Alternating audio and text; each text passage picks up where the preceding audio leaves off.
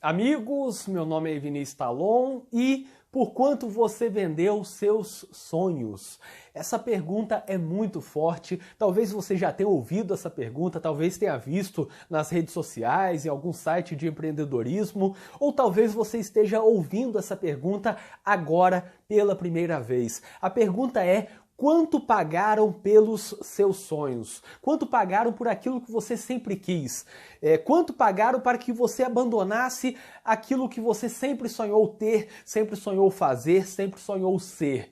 Essa é uma pergunta extremamente importante para pensarmos em empreendedorismo, advocacia, concursos ou qualquer outra coisa que você quiser. Ela se aplica a muitas situações diversas. Ela se aplica, por exemplo, àqueles que se apaixonaram pelo penal, mas se casaram com o civil. E isso é muito comum. Eu já tive vários alunos que durante a faculdade eram extremamente apaixonados pela área penal, pela área criminal, pelo direito penal, pelo processo penal, execução penal, mas depois que se formaram, depois que começaram a trabalhar, abandonaram a área penal e foram para a área civil, foram para o direito civil, direito do trabalho, enfim, foram para uma outra área diversa da área penal e ficaram frustrados e ainda me perguntam como podem voltar para a área penal, como podem ingressar na área penal porque estão em um lugar que não gostariam de estar. E por esse motivo eu quero tratar dessa frase, essa pergunta, por quanto você vendeu os seus sonhos, por quanto pagaram pelos seus sonhos. Eu vou ao final indicar um livro e até ler uns trechos desse livro que eu considero que são marcantes. E além disso eu vou falar da minha situação, porque já começo nessa parte, em determinado momento, quando eu era defensor público, me perguntaram por quanto você vendeu os seus sonhos. E eu não entendi aquilo, comecei a refletir sobre esse assunto, comecei a pensar o que significava isso, como assim vender os sonhos? Estão me pagando, estão me dando subsídios, o órgão pagava, a instituição pagava os subsídios por meio do Estado e eu trabalhava, então não estava vendendo meus sonhos, não estava abrindo mão dos meus sonhos.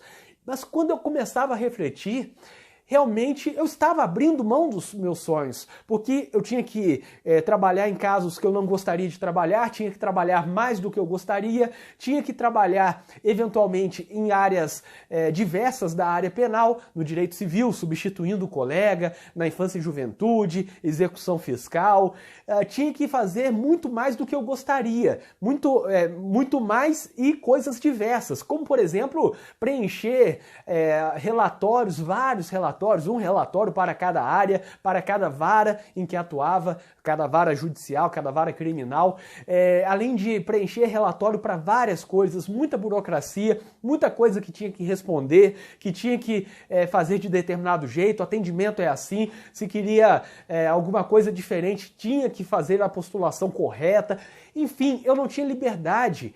E aquilo eu não notava até ouvir essa pergunta.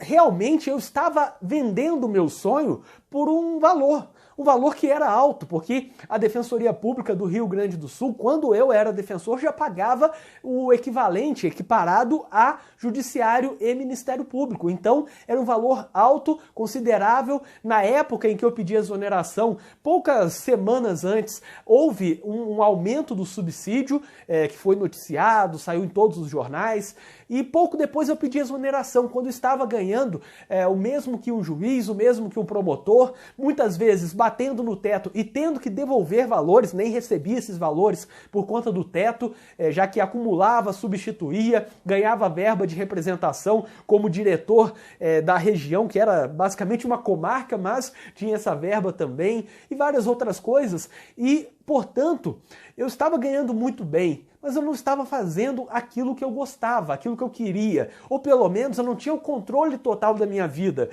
Eu morava numa cidade que era ótima, mas não era a cidade que eu sonhava morar. Eu trabalhava com pessoas muito qualificadas, mas não era no local em que eu gostaria, não era numa estrutura que eu pensei, que eu montei, eu escolhi o local, eu decidi todas as pessoas que trabalhariam comigo, não era nada disso.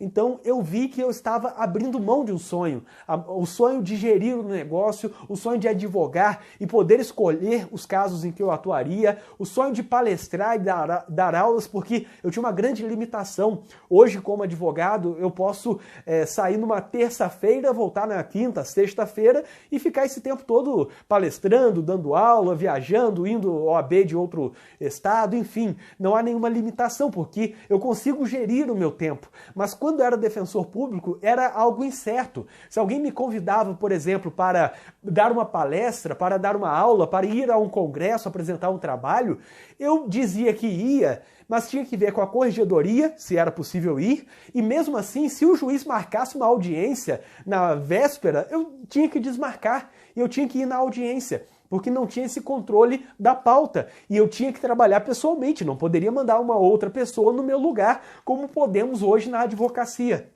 Então, pelo excesso de trabalho, pela impossibilidade de recusar trabalho, que faz com que tenha uma grande quantidade de trabalho e não consiga dar qualidade como eu gostaria, eu vi que realmente estava vendendo o meu sonho. O sonho de trabalhar artesanalmente, o sonho de trabalhar com calma, pensar muito em cada caso, estudar estratégias, o sonho de ler com calma, ter uma tarde inteira para ler sem preocupação nenhuma, sem ter que ser durante final de semana, durante férias, podendo parar no momento que eu quisesse para ler um livro, porque, enfim, porque está chovendo, porque eu quero tomar um café lendo esse livro agora. Eu não podia fazer isso, eu não tinha essa liberdade.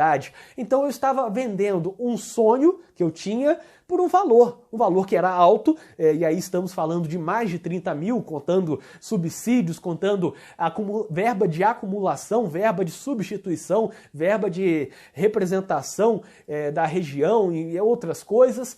Tudo isso, e olha que eu nunca recebi, por exemplo, por deslocamento, nunca havia recebido por deslocamento, combustível, essas coisas. Nunca fiz essa cobrança, até porque era uma grande burocracia e eu preferia abrir mão disso. Mas mesmo assim era um valor alto. Mas eu não, mesmo sendo valor alto, eu estava abrindo mão do meu sonho, do que eu pretendia levar como qualidade de vida em razão disso. E aí, quando eu ouvi pela primeira vez essa pergunta, quando me fizeram pela primeira vez essa pergunta, por quanto você estava vendendo os seus sonhos, por quanto você está vendendo os seus sonhos, eu comecei a me questionar. E fiquei me questionando durante muito tempo. Passei o período de recesso me questionando quanto a isso, de plantão, mas me questionando. E quando voltamos do recesso, eu ainda estava pensando, caramba, será que eu estou vendendo os meus sonhos, o que eu queria, onde eu gostaria de morar, como eu gostaria de trabalhar, de ser retribuído, não como todos os outros da mesma forma, mas ganhar mais conforme eu mereça mais, ou ganhar menos conforme eu mereça menos? Será que eu estou abrindo mão de tudo isso que eu sempre quis? E eu me lembro que teve uma tarde em que eu fiz várias audiências iguais, várias audiências, aquela audiência da Maria da Penha, foram, sei lá, umas 30 audiências, cada uma com intervalo de 5 minutos. Ao final de tudo aquilo, eu cheguei na defensoria e tinha várias peças idênticas para assinar, várias peças de juntada de documento, várias peças com apenas alguma manifestação muito simples, sem tempo para conseguir me dedicar a um caso com mais atenção, discutir com o réu, explicar qual é a tese, como foi e tal, ir até o local em que teria ocorrido o crime para ver como foi, para ver qual é o local, como poderíamos imaginar a prática desse crime, quais são as teses viáveis e tudo mais. Eu vi que eu estava fazendo um trabalho muito mecânico. Fazia audiências, assinava termo de audiência, todas as audiências iguais. Depois assinava peças que eram preparadas, as minutas eram preparadas pelos estagiários, pelos assessores, essas peças mais simples de juntada e tudo mais. E eu estava nessa rotina, até que eu parei e pensei, realmente eu estou vendendo o meu sonho, o que eu gostaria de fazer, de realmente trabalhar com direito penal e unicamente com direito penal e de forma mais artesanal e de forma mais confiante, podendo estudar mais, me dedicar mais à vida acadêmica, à docência, palestras e outras coisas. Eu estou abrindo mão disso tudo pelo subsídio, pelo valor do subsídio. Então, algo está errado. E naquele dia eu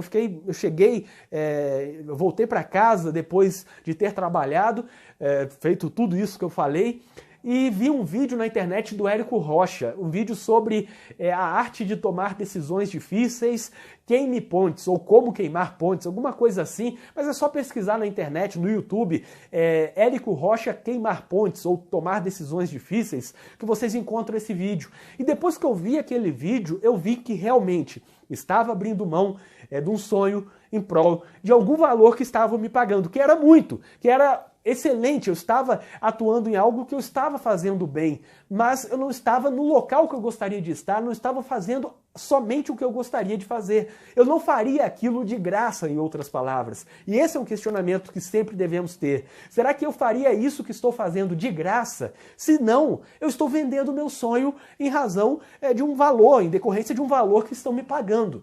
E foi quando eu pedi exoneração. E desde então eu comecei a estudar muito sobre empreendedorismo e sobre isso de fazermos o que realmente queremos. O empreendedorismo oferece isso. E quando eu falo empreendedorismo, eu estou falando de tudo. A iniciativa privada, e aí incluindo a advocacia, o ensino, palestras, cursos, ou venda de livros, qualquer coisa que você quiser fazer no empreendedorismo, dá para pensar como algo que ou você está vendendo o seu tempo, ou você está fazendo o que você sempre sonhou e até faria aquilo de graça. Como muitas coisas eu faria realmente de graça, e várias eu faço aqui. Os vídeos que eu gravo aqui para o YouTube, por exemplo, às vezes me questionam, um vídeo de 30 minutos, por que você faz um vídeo de 30 minutos se não está ganhando nada com isso, está colocando na internet? Mas é porque eu gosto de estar aqui conversando. É algo que vale a pena fazer de graça. Quando param para conversar comigo, eu converso por 30, 40 minutos, uma hora, quando alguém aparece aqui no escritório, algum colega de outro estado, porque eu gosto disso. E isso é algo que me dá satisfação. Eu sei que eu não estou vendendo o meu sonho ou algo que eu gostaria de fazer por um valor. Eu estou fazendo aquilo. Então, sobre esse tema, tem um livro que ajuda muito, porque eu sei que agora vocês devem estar pensando, é muito simples falar em vender sonhos e tudo mais, mas quem vai pagar minhas contas? É isso que muitos estão pensando nesta parte do vídeo. Bom, se eu abrir mão de fazer o que eu estou fazendo agora, que está pagando as minhas contas, quem vai pagar as minhas contas? Essa é a pergunta, porque a lógica de vender o seu sonho em troca de alguma coisa é que você está trabalhando em algo que você não gostaria de trabalhar para pagar as suas contas. Eu recebi recentemente umas mensagens, até muito parecidas, mas de duas pessoas de estados totalmente distantes, e que diziam a mesma coisa. Um dizia, eu estou trabalhando em um escritório de direito civil, mas eu gostaria de atuar na área criminal. E o outro dizia, e aí esse outro mais em cima é porque está lá no Nordeste, disse que eu estou trabalhando em um escritório de direito do trabalho, mas eu não gosto dessa área. Eu, por exemplo, não gosto. E a pessoa falou a mesma coisa. Aí eu tratei desse assunto. Bom, você está realmente vendendo o seu sonho de atuar na área criminal pelo que estão te pagando. Sim, mas se eu sair daqui eu vou passar fome. Então o que eu vou fazer? Eu tenho que vender o meu sonho. Não necessariamente. Você pode se manter ali enquanto você cria um projeto paralelo para sair dali. Essa é a lógica. A lógica de não vender sonhos em troca de algum valor não quer dizer que você tem que se formar e no dia seguinte vai trabalhar do jeito que você gosta, somente com o que você quer, recusa trabalho e tudo mais. Não é isso. É que você tem que tocar a sua vida enquanto constrói isso que você quer. E é essa lógica que eu quero trazer aqui neste vídeo. Você tem que pagar contas, você precisa do seu trabalho no escritório de direito civil, de direito tributário, direito do trabalho, mas quer ser advogado criminalista, então continue trabalhando nesse escritório enquanto você cria laços na área criminal, enquanto você procura um escritório na área penal, enquanto você faz uma pós na área penal, enquanto você estuda e escreve sobre a área penal, tenha projeto paralelo. Senão, você vai continuar vendendo o seu sonho em troca do pagamento de contas. E a vida é muito mais do que apenas pagar contas. Você terá que passar, talvez, por um período menor ou maior em que você vai fazer algo que não gosta para pagar as suas contas. E todo mundo vai passar por isso, a não ser que tenha nascido em berço de ouro. Mas todo mundo passa por um período fazendo coisas desagradáveis, trabalhando em áreas que não gosta, fazendo coisas que não faria de graça, até conseguir construir o caminho para fazer aquilo que trabalharia de graça com maior prazer. E é isso que você tem que procurar. Você está em outro escritório, de uma outra área, então, enquanto está ali, não saia dali, não queime essa ponte de forma repentina, como o Érico Rocha fala no vídeo dele. Ele até fala para ter cuidado com isso. Queimar ponte é bom, mas ao mesmo tempo pode ser muito arriscado. Ele, por exemplo, deixou um grande banco na Inglaterra, salvo engano, para começar a empreender. E isso deu a ele aquela motivação para trabalhar muito mais no empreendedorismo. No meu caso foi a mesma coisa. Eu, óbvio que, guardadas as proporções, saí de um cargo público, que era bom, era excelente o cargo público de ponta, para empreender, para advogar, para ser empreendedor.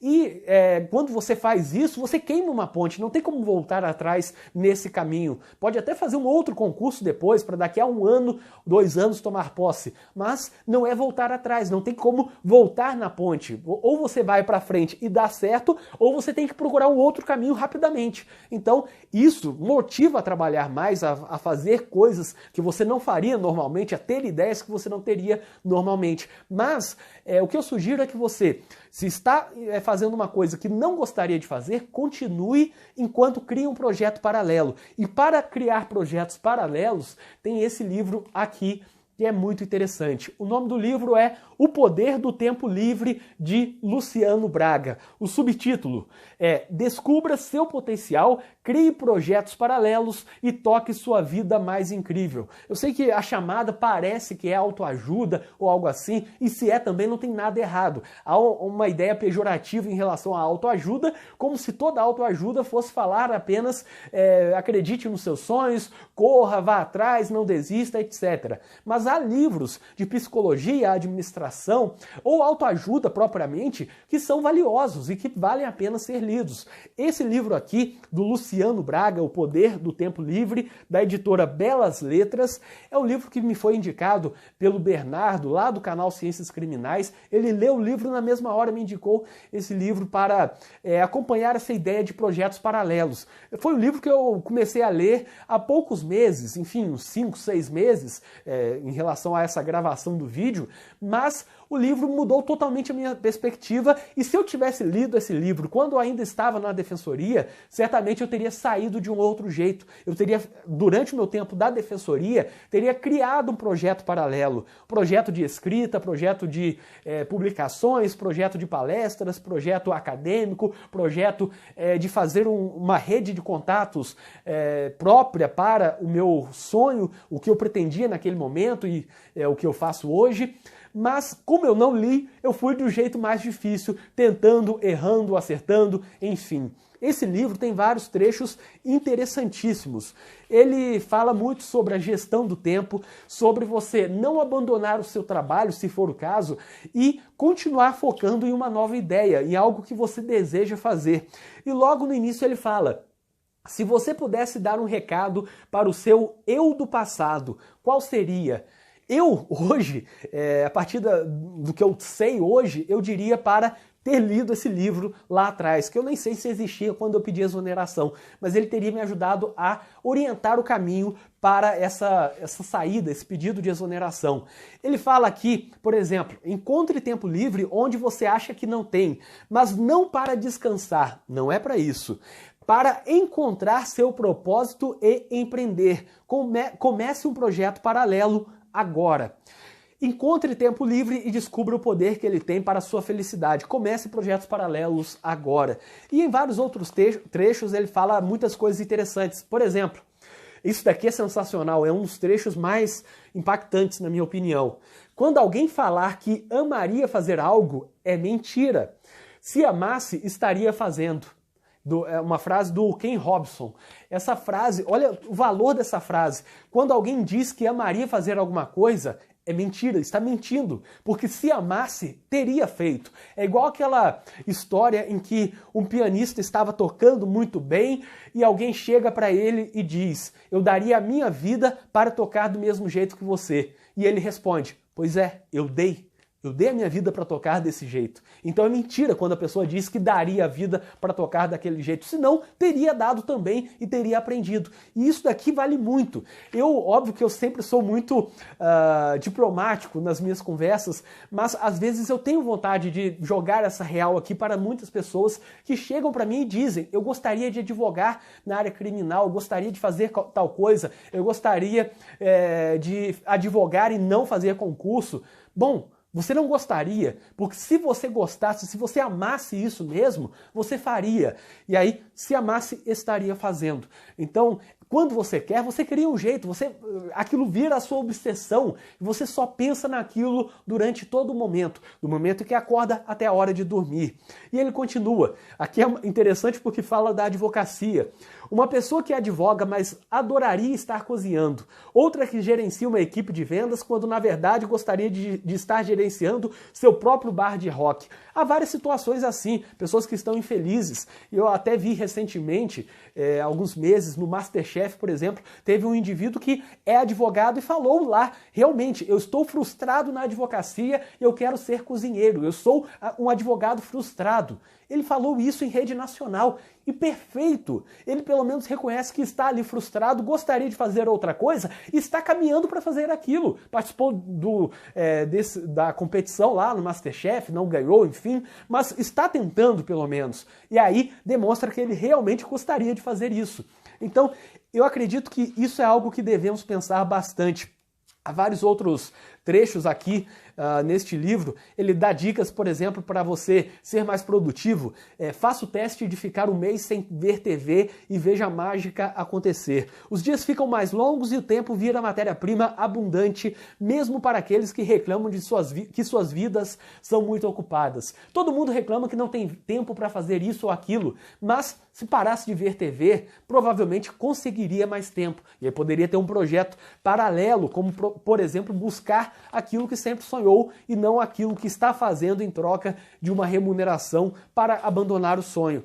Há vários outros trechos aqui sobre o que é um projeto paralelo. O projeto paralelo possui um objetivo, um produto ou um resultado esperado. E quando falo em objetivo final, não significa que algo precisa estar construído fisicamente ao final. Essa busca de um objetivo adiciona aos projetos paralelos algumas outras características que também os diferenciam de hobbies, como responsabilidade e frequência definida. Ou seja, se você cria um projeto paralelo, como esse livro ajuda a criar, você tem um caminho e tem uma responsabilidade com aquele projeto. Se você está na advocacia civil, mas quer ir para a advocacia criminal, você tem que adotar algumas coisas, como ele fala aqui sobre o não 0 dias, 100 dias zeros. Ele fala que é uma tática mais extrema, mas não menos efetiva, que é basicamente trabalhar no seu projeto todos os dias, com frequência, portanto, sem exceção. Pode ser 1 minuto ou 10 horas, desde que não exista um dia zero, um dia sem trabalho no seu projeto.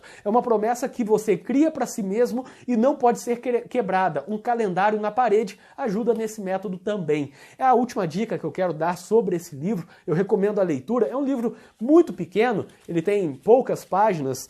Vejamos aqui, ele tem 109 páginas. É um livro pequeno, portanto, tem muitas imagens, é barato, 20 e poucos reais, enfim, e vale a pena você ler sobre projetos paralelos para não vender seus sonhos. Venda momentaneamente, troque seus sonhos durante uma sobrevivência momentânea e depois você vai fazendo um projeto paralelo até que esse projeto paralelo se torne o seu projeto principal e você possa sair daquilo que te faz infeliz, por exemplo, advogar em outra área diversa da área penal. Eu espero que vocês tenham gostado deste vídeo. Inscrevam-se no canal e ativem as notificações, porque assim vocês saberão sempre que for lançado vídeo novo aqui no canal. E para quem tiver interesse, eu deixarei na descrição deste vídeo um link com várias coisas úteis, como por exemplo, grupo de debates com criminalistas do Brasil inteiro, além de artigos, vídeos, livros de minha autoria, contato para palestras, cursos em que eu leciono e muito mais. O link está na descrição deste vídeo e até o próximo vídeo.